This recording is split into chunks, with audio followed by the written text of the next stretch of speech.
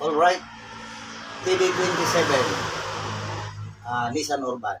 So, kaso nito ay overheating. Tinamaan yung liner niya, pinayod ng piston.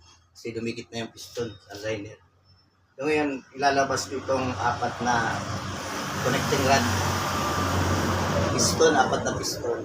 So, babaklasin ko muna itong connecting rod cap.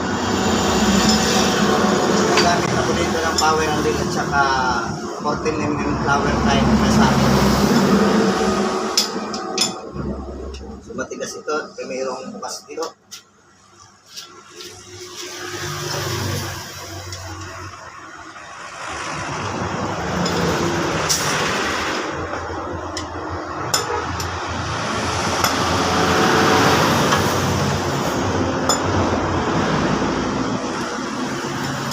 Bali, papadala ko ito sa machine shop kasi papalit ng liner.